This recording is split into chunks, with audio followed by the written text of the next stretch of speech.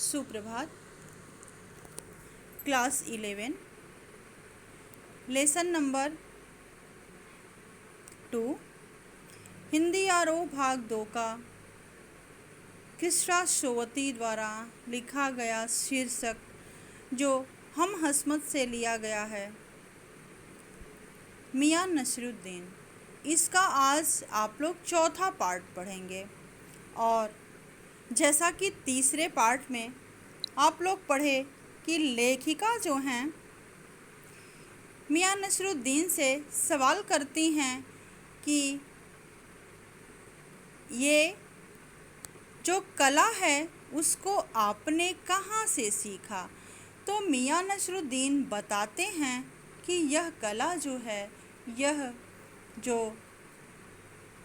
गुण हमारा है, यह खानदानी है। ठीक है, तो आज के अंश में आप लोग यह पढ़ेंगे कि मियां नसरुद्दीन किस तरह 56 तरह की रोटियां बना लेते हैं। तो लेखिका बताती हैं कि मियां नसरुद्दीन बातें तो बताते रहते हैं और बीच बीच में आने वालों को भी बोल देते हैं और वे 70 साल के हो चुके हैं, किंतु इस विषय में प्रश्न न पूछकर पूछा गया कि आपके बुजुर्गों ने शाही बावर्ची खाने में भी काम किया होगा तो वह किसी बादशाह का नाम बताने में असमर्थ जान पड़ते हैं और फिर थोड़ी देर बाद कहते हैं कि दिल्ली के बादशाह का ही नाम जानना चाहते होंगे आप।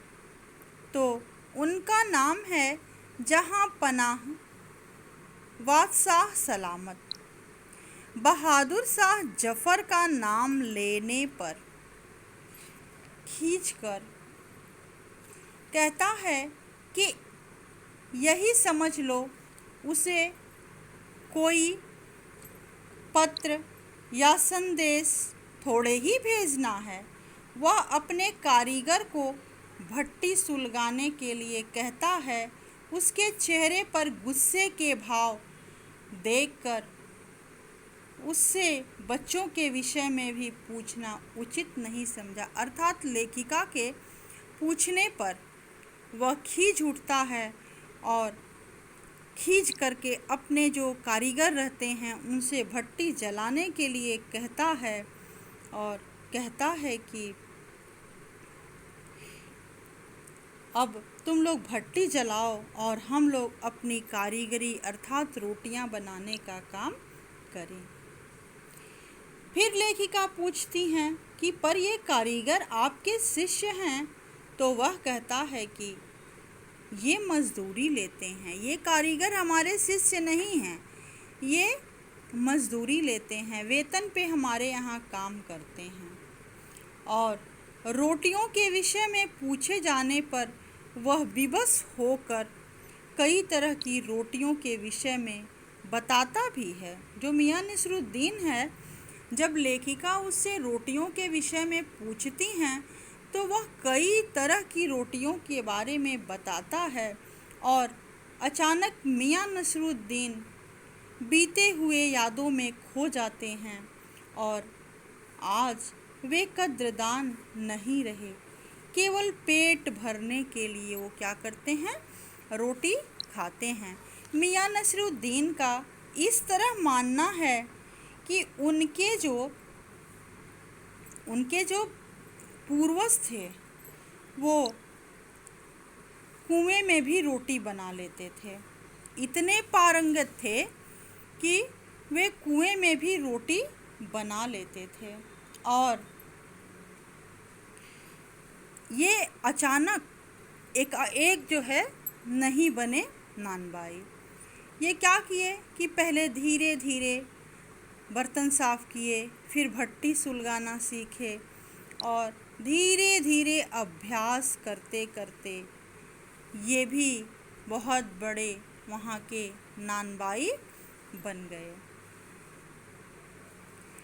मियां नसरुद्दीन जब लेखिका से बात करते हैं तो बीच बीच में खानदानी नानबाई के बारे में वो बताते रहते हैं और अपनी कला को अपना वंशानुगत बताते हैं और फिर कहते हैं कि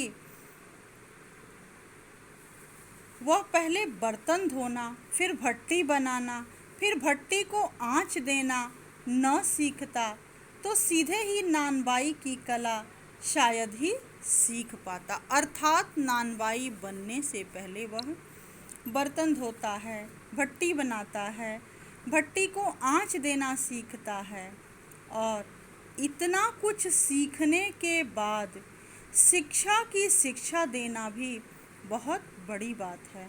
और मियां नसरुद्दीन जब खुमचे की बात बताने लगते हैं तो बात को बीच में ही काटते हुए वहाँ के अन्य खानदानी नानबाई के बारे में पूछा जाता है तो वह कहते हैं कि बहुत से हैं पर खानदानी नहीं हैं। यहाँ नानबाई तो और भी हैं लेकिन ये नानबाई जो हैं वो खानदानी नहीं हैं, अपने पूर्वज से वंशानुगत चलते नहीं आ रहे हैं। और एक कहावत भी है जो चरितार्थ होती है कि वह यह कहावत है कि खानदानी नानबाई कुएं में भी रोटी पका सकता है।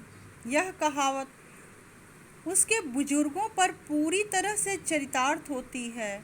रोटी झूठ से नहीं पकती, आँच से पकती है। मियां नसरुद्दीन कहते हैं कि रोटी जो है वह झूठ से नहीं आँच से पकती है। धन्यवाद।